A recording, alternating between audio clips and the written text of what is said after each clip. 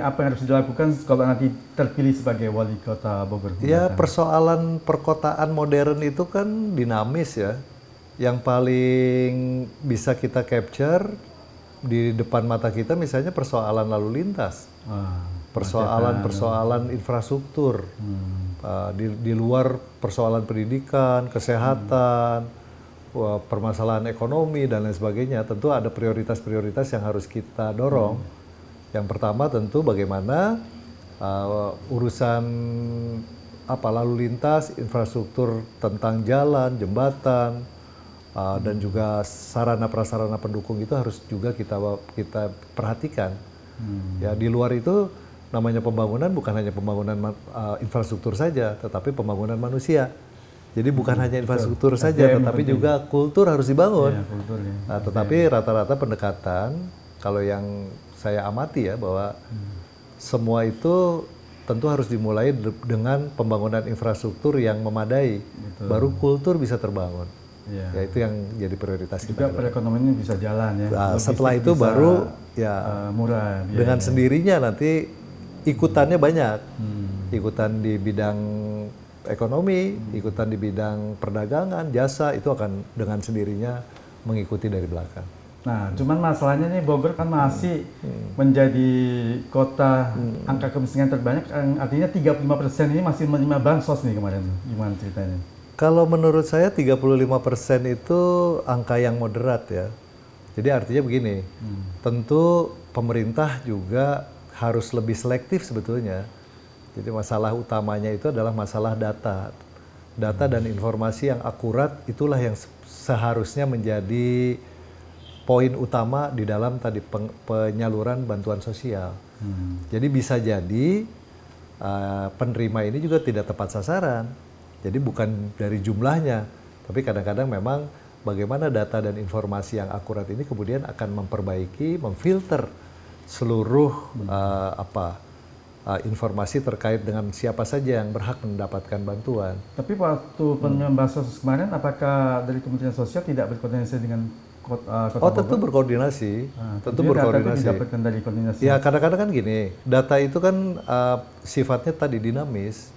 Jadi bahkan orang cenderung mungkin ya memprioritaskan masuknya data bantuan itu bisa jadi dari lingkungan sekitarnya dulu. Ya misalnya ada orang yang disurvei ya, kemudian tentu ditanya kira-kira siapa yang berhak mendapatkan bantuan. Ya tentu dia akan prioritaskan orang-orang yang ada di sekitar dia. Nah, padahal belum tentu sesuai dengan kriteria yang dimaksud penerima bantuan sosial. Jadi memang ke depan juga ini persoalan data, ya, keakuratan data. Siapa saja yang harusnya bisa menerima bantuan sosial lebih dicermati lagi dan lebih menjadi satu perhatian kita agar tidak salah sasaran.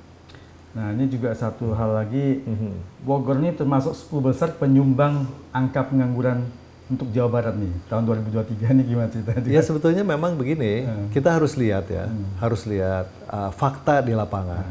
Saya kelalang keliling nih ke wilayah, jarang sekali ketemu sama laki-laki dewasa yang sedang ada di rumah.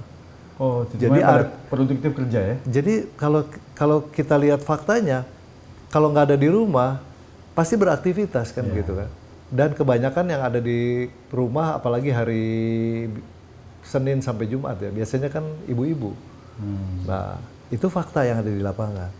Tetapi kalau kita bicara jumlah pengangguran terbuka, kita lihat dulu bagaimana menghitungnya. Nah, jangan-jangan status pekerja harian lepas dianggap pengangguran terbuka, kan gitu kan. Padahal namanya buruh harian lepas itu bisa jadi mereka bekerja sebagai mitra ojol misalnya kan, atau buruh harian lepas ini mereka wirausaha di pasar, ya bisa jadi mereka menjadi pekerja-pekerja yang memang bukan terdaftar sebagai pegawai di sebuah perusahaan, tapi tetap bekerja setiap harinya. Tapi bekerja, ya bisa jadi serabutan. Jadi memang angka ini tidak selalu berbanding lurus dengan fakta.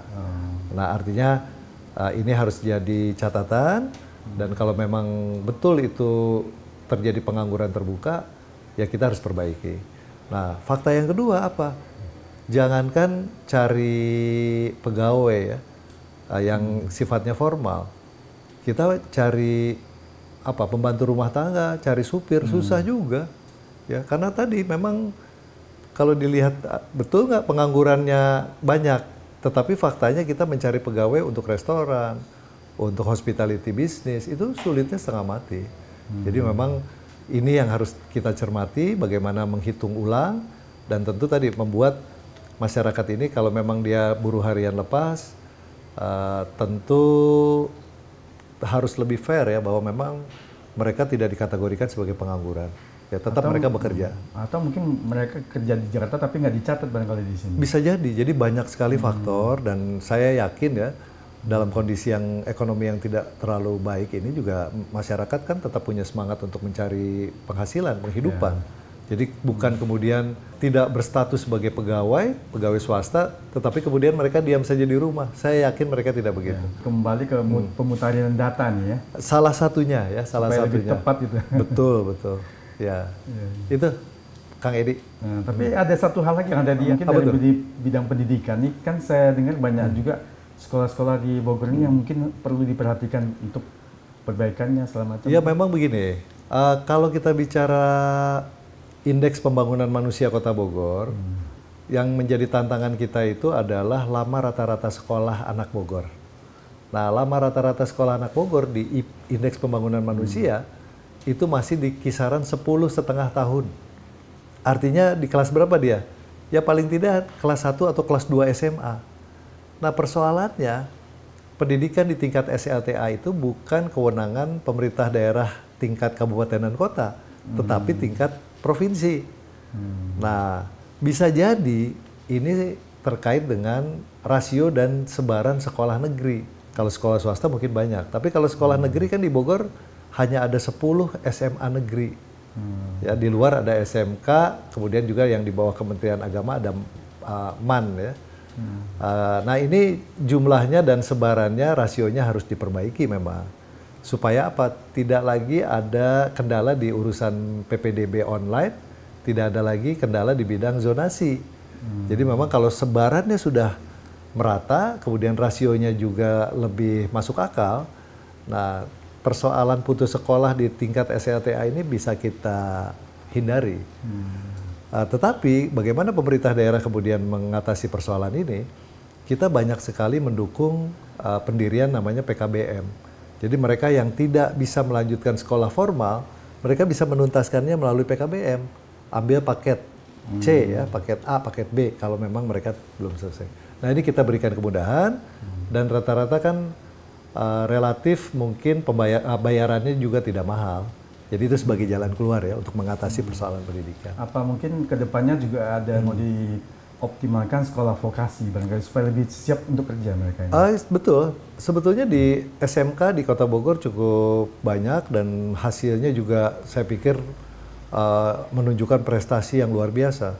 Ada salah satu SMK swasta ya di wilayah Bogor Timur, itu lulusan-lulusannya itu sudah berkiprah di mancanegara.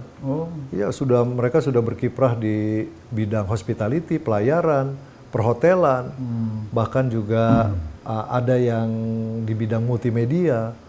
Jadi memang unggulan-unggulan yang bisa kita dorong, kita kembangkan, kita coba untuk dorong dan kembangkan. Di samping itu permintaan tenaga kerja kita ya di luar negeri itu cukup tinggi, terutama dari Jepang, Korea, dan Eropa. Nah, cuman yang menjadi perhatian adalah di bidang-bidang kesehatan. Nah, bidang-bidang kesehatan ini kan lebih terlalu spesifik ya. Misalnya di bidang keperawatan. Nah, di bidang keperawatan ini tentu baiknya itu juga bekerja sama dengan Kementerian Kesehatan dan lain-lain.